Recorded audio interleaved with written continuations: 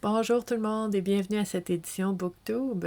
Si vous êtes ici, c'est parce que vous aimez tout ce qui touche au bien-être et à la santé mentale, parce que ici, ce qu'on fait sur la communauté Vivre à coup de cœur sur toutes les plateformes où est-ce qu'on est, c'est qu'on explore différents outils, des exercices, des pratiques, des techniques, des approches différentes, des informations, des conférences aussi que je vous offre, toujours en lien avec le bien-être et la santé mentale. Donc, le cheminement personnel qui est très, très, très important pour apprendre à se connaître, pour voir plus clair, pour prendre du recul, pour prendre de la hauteur, pour voir les choses autrement.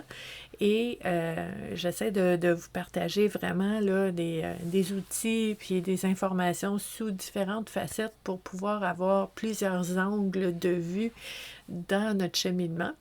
Et moi, mon nom, c'est Stéphanie. Je suis intervenante psychosociale depuis 28 ans maintenant. J'accompagne les gens au niveau de leur bien-être et leur santé mentale. Depuis presque 7 ans, je suis devenue travailleur autonome pour pouvoir vous accompagner sans limite de région, de territoire. Donc, vraiment, avec l'avènement des réseaux sociaux, le fait qu'on puisse connecter ensemble en ligne, ça fait qu'on peut vraiment s'accompagner, s'entraider de partout dans le monde. Donc, ça devient très, très, très précieux. Et comme je vous dis, à tous les jours, je vous partage différents outils, différentes approches. On explore ensemble, on découvre des choses ensemble. Je vous accompagne là-dedans en ligne. Et les vendredis, ben c'est spécial. Les vendredis en alternance, on a deux activités. Donc, on a les booktubes où est-ce que je vous partage des livres qui peuvent être inspirants, qui peuvent vous aider dans votre cheminement personnel, en vous lisant des extraits, en vous parlant un petit peu du livre. Et ça, c'est en alternance les vendredis avec des oracles tubes, où est-ce que je vous partage des jeux de cartes oracles qui peuvent nous aider par leur symbolisme, par le fait aussi qu'on va explorer les thématiques qui vont ressortir quand on pige des cartes et qui ne sont pas nécessairement choisies au préalable par notre mental avant, qui va nous aider à explorer un peu ce qu'on porte dans notre inconscient puis ce qui émerge de nous pour nous aider dans notre cheminement aussi. Donc aujourd'hui, BookTube. Et aujourd'hui, je vous partage un tout petit livre minuscule qui a été intéressant à lire, une aventure à lire. Je vous explique, en fait, vous savez, hein, moi je suis toujours très, très, très transparente, très honnête dans tout ce que je fais. Puis très honnêtement, ce livre-là, après environ 45 pages, il a fallu que je m'arrête puis que j'aille googler. Donc, je voulais savoir c'était qui cet auteur-là. Je ne le connaissais pas. Peut-être que vous le connaissez. Mais c'est ça. Je trouvais ça important de savoir c'est qui cet auteur-là parce que ce livre-là, qui est très intéressant, nous parle des croyances et de l'approche de l'auteur, mais c'est écrit d'une façon où est-ce que il nous dit comme, tu sais, tu vas faire ça, tu vas penser ça, tu vas... Tu sais, c'est un peu directif. Puis je lisais, puis j'étais comme, oh, who is this guy? Puis finalement, c'est ça, cet homme, Anthony de Mello, que je ne connaissais pas, c'était un prêtre jésuite né à Bombay, en Inde, en 1931. Puis, il est considéré comme un des principaux maîtres spirituels du 20e siècle. Quand même, c'est pas rien. Je ne connaissais pas ce monsieur. Puis c'est ça, il a fallu que j'aille voir un petit peu c'était qui parce que à la lecture de ce livre-là, qui s'appelle Cessez de vous corriger, vous voyez déjà ses directifs. Arrête de faire ça. Cessez de vous corriger. Ce qui est un beau message, c'est bien, tu sais, on est fait comme on est fait, puis bon, ça parle d'accueil, d'acceptation, c'est correct. Puis, tu sais, c'est sûr aussi que moi, je suis intervenante psychosociale. Je ne suis pas prêtre jésuite. Donc, j'ai comme une autre vision de la chose. Puis, je comprends très bien que quand on arrête de se taper sa tête, quand on arrête d'essayer de se corriger tout le temps, on peut apprendre à se connaître, on peut accepter qui on est maintenant, on peut accueillir qui on est maintenant, et à partir de ce moment-là, on peut changer des choses. Donc, oui, absolument. Là, réveillez-vous, tout va bien. Puis là, moi, je suis très empathique, hein? Donc je lis toujours les livres à partir de mon point de départ à moi, mais toujours aussi en me mettant à la place des autres. Puis, tu sais, quelqu'un qui vit une épreuve épouvantable en ce moment, que sa vie, c'est bordélique dans plusieurs sphères de sa vie, réveillez-vous, tout va bien, ça peut être un tantinet confrontant. Mais, encore là, je comprends. Je comprends que ici, maintenant, ça peut être vraiment difficile et que quand on se retrouve 7 ans plus tard, on regarde en arrière puis on dit « OK, maintenant je vois à quoi ça m'a servi, qu'est-ce que ça m'a amené. » Je comprends qu'il peut y avoir des éléments comme ça avec du recul, avec de la hauteur au fil du temps. Mais tu sais, quand tu lis ça avec toi, tout va bien, c'est raide un peu. Puis c'est correct. Ça fait partie, je vais dire, de l'approche de ce livre-là. OK?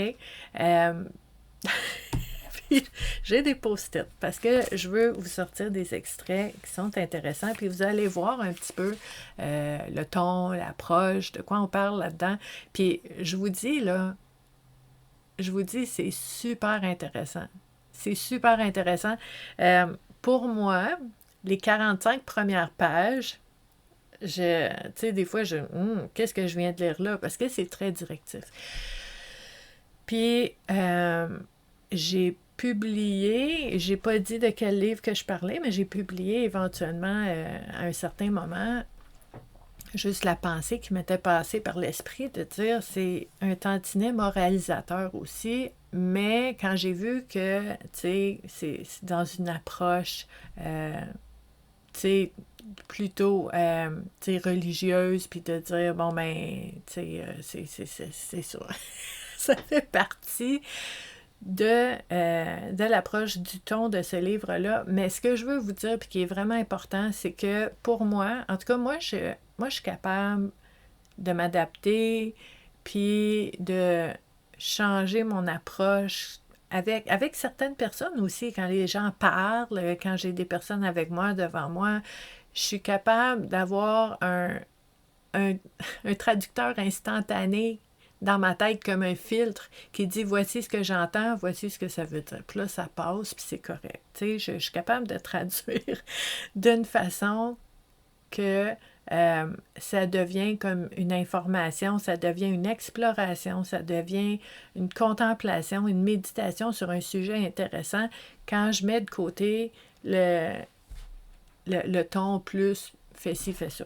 OK? Donc, j'ai vraiment aimé ce livre-là, mais il a fallu que j'active mon interprète intérieur pour aller chercher le message, la pépite en dessous de la façon que c'est présenté. Puis je suis très honnête avec vous. Puis c'est mon impression, c'est mon ressenti, c'est comme ça que moi je l'ai vécu. Peut-être que d'autres personnes sont... C'est extraordinaire, je sais pas pourquoi qu'elle dit ça, c'est correct aussi. On a chacun notre façon de recevoir, on a chacun nos préférences aussi. Donc, OK, je vous lis des extraits. Donc, dans la première partie, cherchez à l'intérieur de vous. On nous dit ici, contrairement à ce que votre culture ou votre religion vous a appris, rien, mais absolument rien au monde ne peut vous rendre heureux. Dès l'instant où vous comprenez ça, vous cessez d'aller d'un emploi à un autre, d'un ami ou d'un amoureux à un autre, d'un endroit à un autre, d'une technique spirituelle à une autre, d'un gourou à un autre. Aucune de ces choses ou de ces personnes ne peut vous donner ne serait-ce qu'une seule minute de bonheur. Elles ne peuvent que vous offrir un frisson temporaire, un plaisir qui grandit en intensité au début, puis qui se change en souffrance si vous le perdez et en ennui si vous le conservez. C'est intéressant, puis c'est vrai que ça arrive, ça. Donc, ça commence vraiment sur les chapeaux de roue, ce livre-là, avec cette affirmation qui est vraiment réelle. Donc, aussi dans la première partie, cessez de vous corriger. OK? On nous dit, les gens me demandent continuellement ce qu'ils doivent faire pour se changer eux-mêmes. Si vous vous posez la question, j'ai une grosse surprise pour vous. Vous n'avez rien à faire. En fait, plus vous essaierez de vous changer, plus les choses empireront. Tout ce que vous avez à faire est de comprendre. Le problème avec la plupart des gens, c'est qu'ils sont occupés à essayer de corriger des aspects d'eux-mêmes qu'ils ne comprennent pas vraiment. Cessez de vous corriger. Vous allez bien. N'interférez pas, ne corrigez rien, regardez simplement, observez. Ces aspects de vous que vous cherchez par tous les moyens à corriger demandent juste à être compris. Si vous le compreniez, il changerait. Ça fait du sens, là. OK? On a un autre extrait ici qui nous dit, OK, premièrement, votre société et votre culture vous ont appris à croire que vous ne seriez pas heureux sans certaines personnes ou certaines choses. Observez autour de vous. Partout où vous regardez, vous voyez des gens ayant bâti leur vie selon la croyance incontestée que sans argent, sans le pouvoir, le succès, l'approbation, une bonne réputation, l'amour, l'amitié, la spiritualité ou Dieu, ils ne peuvent pas être heureux. Quelle est votre combinaison personnelle? Donc, on nous demande d'aller voir c'est quoi notre croyance au niveau de notre bonheur, de notre joie. Qu'est-ce qu'on pense qu'on a besoin? C'est quoi les ingrédients qui vont nous amener le bonheur? Une fois que vous avez assimilé cette croyance, vous avez naturellement développé un attachement pour une personne ou une chose sans laquelle vous étiez convaincu de ne pouvoir être heureux. Puis vous avez fait des efforts pour obtenir cette précieuse chose ou cette personne, pour vous y accrocher une fois que vous l'aviez et pour combattre toutes les possibilités de la perdre. Cela vous a finalement conduit à une dépendance affective abjecte, si bien que l'objet de votre attachement avait le pouvoir de vous émouvoir quand vous l'obteniez, de vous rendre anxieux de peur d'en être privé et de vous rendre malheureux quand vous l'aviez perdu. Donc, ça fait du sens, ça aussi. OK? Dans ce livre-là, on nous parle aussi des fausses croyances. Les fausses croyances. Quelles sont les fausses croyances qui vous empêchent d'être heureux? Première fausse croyance. Vous ne pouvez être heureux sans les choses auxquelles vous êtes attaché et que vous considérez si précieuses. C'est faux. Il n'y a pas un seul moment dans votre vie où vous n'avez pas tout ce dont vous avez besoin pour être heureux. Pensez-y une minute. La raison pour laquelle vous êtes malheureux est que vous vous concentrez sur ce que vous n'avez pas au lieu de ce que vous avez maintenant. Ça fait du sens. Une autre fausse croyance. Le bonheur est dans le futur. Ce n'est pas vrai, avec un point d'exclamation. Ici et maintenant, vous êtes heureux, mais vous ne le savez pas. Parce que vos fausses croyances et vos perceptions déformées vous ont plongé dans des peurs, des anxiétés, des attachements, des conflits, de la culpabilité et une foule de jeux auxquels vous êtes programmé pour jouer. Si vous pouviez voir au-delà de cette illusion, vous réaliseriez que vous êtes heureux, mais que vous ne le savez pas. OK. Autre fausse croyance. Le bonheur viendra si vous parvenez à changer la situation dans laquelle vous vous trouvez et les personnes qui vous entourent. C'est faux! Point d'exclamation. Vous gaspillez tellement d'énergie à essayer de refaire le monde. Si changer le monde est votre vocation dans la vie, alors allez de l'avant et faites-le, mais n'entretenez pas l'illusion que cela vous rendra heureux.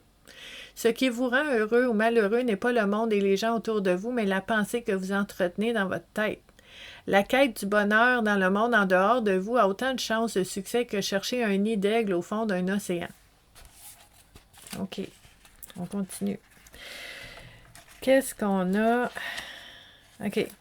Là, cet auteur-là, dans ce livre-là, ici, c'est essayer de vous corriger, de Anthony de Mello, nous parle beaucoup de programmation, qu'on a été programmé par la société, par la communauté, par ce qui est populaire maintenant, puis bon, tout ça. Puis c'est vrai, tu sais, avec les annonces, la pub, bon, il parle de programmation beaucoup, beaucoup dans ce livre-là. Donc, on nous dit ici, OK, vous n'êtes pas à blâmer. Vous ne faites pas exprès. Ce qui causerait délibérément la souffrance, le malheur vient de votre programmation. Alors, devez-vous blâmer votre programmation? Non. Vous ne blâmez pas votre programmation. Vous comprenez que la souffrance vient de la programmation. Et puisque vous le comprenez, vous pouvez vous en libérer. Okay. Donc, on a cet élément-là. On a quoi aussi? OK, check ça. Ça, c'est intéressant. Vous voulez un petit test pour prouver que vous ne voulez pas vraiment être heureux. Vous voulez prouver que vous ne voulez pas vraiment être heureux. Pensez à quelqu'un que vous aimez beaucoup, quelqu'un dont vous êtes proche, quelqu'un qui est précieux pour vous, et dans votre esprit, dites à cette personne, je préfère avoir le bonheur que de t'avoir toi. Puis voyez ce qui arrive. Vous vous êtes senti égoïste quand vous l'avez dit. Nous avons subi un lavage de cerveau qui nous amène à penser comment ai-je pu être si égoïste. Mais regardez qui est égoïste en réalité. Imaginez que quelqu'un vous dise comment as-tu pu être si égoïste pour choisir le bonheur plutôt que moi. N'auriez-vous pas envie de répondre pardonne-moi, mais comment peux-tu être si égoïste pour me demander de te choisir avant mon propre bonheur? L'œuf et la poule. Qu'est-ce qui vient en premier? Donc, vous avez un petit peu le ton, la teneur de ce livre-là, qui est très intéressant. En fait, je me suis mis un post-it jaune parce que je ne voulais pas oublier de vous mentionner, il y a quelques histoires, des métaphores là-dedans aussi. Vous savez, hein, si vous me suivez depuis un bout de temps, j'aime beaucoup le symbolisme. Je suis fan de Carl Jung et de son approche. Donc, tout ce qui est symbole, tout ce qui est les images, les archétypes, ça me parle vraiment beaucoup, puis j'adore ça. Puis il y a une histoire ici. J'ai lu ça, puis je me suis dit, oh my God, ok, ça là, c'est comme, je comprends 100%, puis c'est un petit peu mon approche, fait que ça m'a touchée de lire cette histoire-là. Puis je vais vous la lire. Donc, c'est l'histoire d'un homme d'affaires.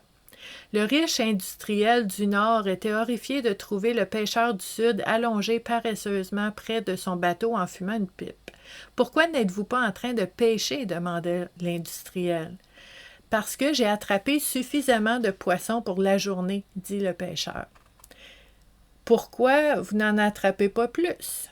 Et qu'est-ce que j'en ferais? » « Donc, vous pourriez gagner plus d'argent, répondit l'industriel. Avec cet argent, vous pourriez ajouter un moteur à votre bateau et pêcher dans des eaux plus profondes et attraper plus de poissons, ce qui vous rapporterait assez de revenus pour acheter des filets en nylon. Ces filets vous permettraient d'attraper encore plus de poissons et de faire encore plus d'argent. Rapidement, vous pourriez posséder 2 bateaux, peut-être même une flotte de bateaux. Alors, vous seriez un homme riche comme moi. Le pêcheur répond, « Et qu'est-ce que je ferais alors? » L'industriel répond, « Alors vous pourriez vraiment profiter de la vie. » Que croyez-vous que je fais actuellement? Il profite de la vie maintenant. Donc ça, moi j'ai trouvé ça vraiment beau. J'ai fait comme, ouais, je suis le pêcheur. Je suis la personne qui veut faire ce qu'on a à faire, puis d'être bien, puis de profiter maintenant, pendant qu'on fait les choses. Pas de faire les choses pour être heureux plus tard, mais d'être heureux pendant qu'on fait les choses. Donc ça, c'est une histoire que j'ai beaucoup aimée dans ce livre-là. Dans ce livre-là, on a aussi 4 étapes. Donc, aucun événement ne justifie un sentiment négatif. Quand je vous dis, c'est des affirmations, ce n'est pas des explorations, c'est affirmé. Aucun événement qu'on puisse vivre ne justifie un sentiment négatif. Il n'y a aucune situation au monde qui justifie un sentiment négatif. Je lis ici, OK? La vie est facile, la vie est délicieuse. Elle est seulement dure pour vos illusions, vos ambitions, votre cupidité et vos envies. Ce que tous nos mystiques ont crié jusqu'à s'époumoner pour nous le dire. Mais personne n'écoute. On ressent un petit peu de frustration ici à travers les lignes. Personne ne nous écoute. Le sentiment négatif est en vous, mais n'est pas la réalité. Il vient de votre programmation. La première chose que vous devez faire est d'entrer en contact avec des sentiments négatifs dont vous n'êtes même pas conscient. Okay? Puis là, il nous dit les étapes pour se débarrasser de ça. L'intention est vraiment bonne, là. C'est juste que c'est affirmatif, c'est directif, c'est un tantinet moralisateur des fois. Mais sur le fond, c'est vraiment intéressant. Puis je vais continuer de le dire parce que c'est vrai. OK. Puis là, on a une partie où est-ce que l'auteur nous dit « Vous pensez que vous êtes libre, mais il n'y a probablement pas un geste, une pensée ou une émotion, pas une attitude ou pas une croyance qui ne vient de quelqu'un d'autre. N'est-ce pas horrible? Et vous ne le savez pas. Une vie machinale a été gravée en vous. Vous ressentez assez fortement certaines choses et vous pensez que c'est vous qui les ressentez. Mais est-ce que c'est vraiment vous? » Donc, il parle de programmation, encore une fois, ici. C'est super intéressant. Puis, dans la conclusion, OK? On nous dit « Hâtez-vous de vous défaire des tentacules de la société qui ont enveloppé et étouffé votre être. Vous devez les laisser tomber. Extérieurement, tout continuera comme avant, mais alors que vous serez toujours dans ce monde, vous ne ferez plus partie de ce monde. Vous ne serez plus de ce monde. Dans votre cœur, vous serez enfin libre, même si vous êtes seul. La dépendance à votre drogue cessera. Vous n'avez pas besoin d'aller dans le désert, vous êtes au milieu des gens, vous les appréciez énormément, mais ils n'ont plus le pouvoir de vous rendre heureux ou malheureux. Donc, vous voyez, je trouvais ça important de vous lire des extraits pour que vous puissiez voir le ton puis l'approche de l'auteur. Sur le fond, c'est vraiment intéressant. Je vous dirais qu'il y a des affirmations là-dedans. Je vous l'ai dit, c'est directif. Il y a des affirmations que j'ai utilisées dans ma propre réflexion pour voir qu'est-ce que ça voulait dire pour moi, puis qu'est-ce que je pouvais trouver, qu'est-ce que je pouvais voir comme prise de conscience en utilisant des affirmations dans ce livre-là comme déclencheur de réflexion. C'est vraiment intéressant. Ça nous aide aussi, pour moi en tout cas, de passer par-dessus la première impression, puis de dire qu'est-ce qu'il y a en dessous, qu'est-ce qu'il essaye de me dire, qu'est-ce qu'il essaye d'apporter. Puis à ce moment-là, ça amène une autre lecture. Donc, si vous êtes curieux sur ce tout petit livre-là, je vais vous mettre les infos sous la vidéo. Et si vous aimez tout ce qui touche au bien-être et à la santé mentale, je vous invite à nous joindre sur la communauté Vivre à coup de cœur aux différents endroits que vous allez voir sous la vidéo. Merci beaucoup d'avoir été là, puis je vous dis à la prochaine. Bye!